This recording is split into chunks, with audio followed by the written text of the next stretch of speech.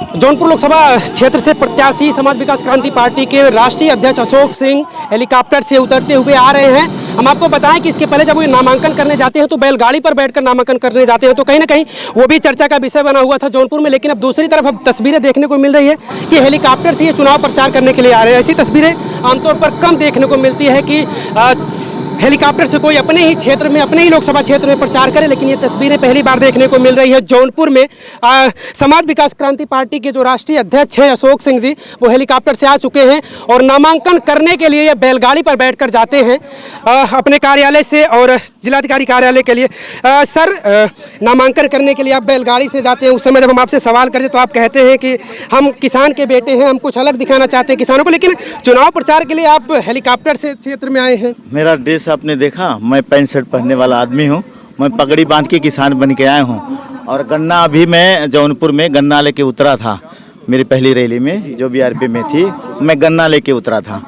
तो मैं आपको बताना चाहता, अभी भी वही बताना चाहता हूँ कि मैं किसान का बेटा हूँ, गन्ना किसान चुनाव चिन्ह लेके आया हूँ और मैं किसान की तरह आया हूँ, क्योंकि गरीबी मुझे पता है। मैं सिर्फ ये बताना चाहता हूँ कि हर गरीब इंसान, हर किसान का बेटा हेलीकॉप्टर हवाई जहाज़ से घूम सकता है। मैं लोगों को ये बताना चाहता हूँ, जो आदमी गरीबी नहीं देखता है उसको अमेरिका का आनंद नहीं आता है। तो और गरीबी को भूलना नहीं चाहिए। मैं ये बताना चाहूँगा, जो बाकी पार्टियों के नेता हैं वो नेता क्या करते हैं, जब गरीबी से चढ़ते हैं ऊपर तो भूल जाते हैं, इस ज़मीन को भूल जाते हैं, इस धरती को भूल जाते हैं। तो मैं दिखाने का काम कर रहा हूँ कि यही मिट्टी है, इसी में हम पैदा हुए हैं और इसको ना भूलें, गरीबों को ना भूलें आप। तो ये मैं दिखाना चाहता हूँ कि मैं गरीब बाप का बेटा था, किसान का बेटा था। आज मैंने अपने मेहनत के बल पे जो इतनी ऊंचाई तक चढ़ा हूँ, तो मैं चाहता हूँ कि मैं देश की सेवा करूँ, देश के लिए मेरी जाने जाए, मैं देश के लिए सेवा करना चाहता हूँ। बस यही कारण है कि मैं लोगों को अवगत करा रहा हूँ कि मिट्टी पे लोग पैदा होते हैं, मिट्टी को नहीं भूलना चाहिए, गरीबों को नहीं भूलना चाहिए, गरीबी को। कुछ ही दिन चुनाव बचा हुआ है, क्या रुझान मिल रहा है जनता के बीच जाकर? बिल्कुल, हर किसान तैयार है, क्योंकि गन्ना किसान लेके आया हूँ। हर किसान जो है गन्ना किसान पे बटन दबाने जा रहा है, हर किसान गन्ना किसान पे बटन दबाने के लिए जा रहा है। तो सर, कहीं ना कहीं जिस तरीके से आप भाजपा के जो प्रत्याशी हैं कृपा शंकर सिंह, उनको टारगेट करते रहते हैं, कहीं ना कहीं सर खलबली मची हुई है जौनपुर में। जी बिल्कुल, 75% में हम हैं, 75% में गन्ना किसान हैं और बाकी 25 पे सभी लोग हैं। तो जो भ्रष्टाचारी नेता हैं उनकी हवा टाइट है।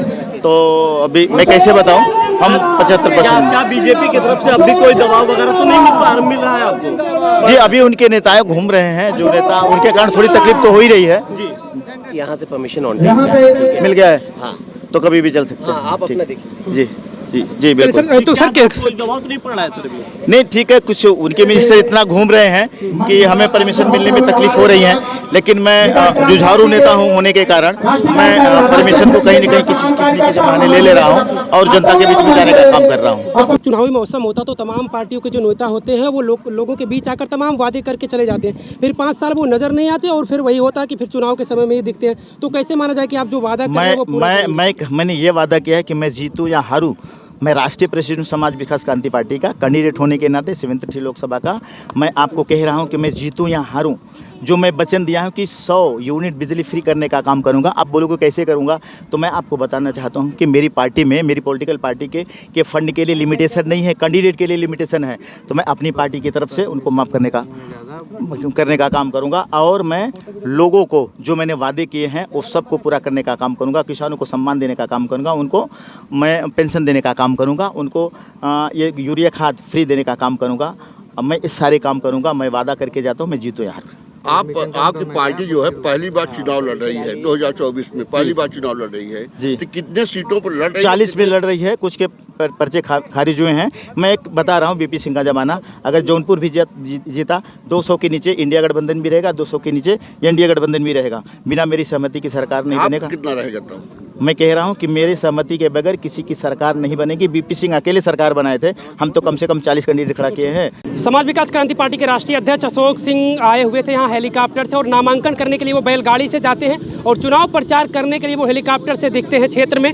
जौनपुर की कई जगहों पर आज वो हेलीकॉप्टर से प्रचार करते नजर आए। पीछे आप हमारे हेलीकॉप्टर देख पा रहे होंगे और अशोक सिंह आए थे अभी यहाँ पर, जो भी जनसभा किए हैं, लोगों से अपील की है अपनी पार्टी को वोट करने के लिए, और साफ तौर से उन्होंने तमाम मुद्दे की बात की है, किसानों की बात की है, महंगाई बेरोजगारी की बात की है। और वो उन्होंने कहा कि अगर हमारी सरकार बनती है, हम सांसद चुने जाते हैं, तो जौनपुर में विकास करेंगे, और जो भी तमाम मुद्दों की उन्होंने बात की, उन मुद्दों पर काम करने का उन्होंने वादा किया है।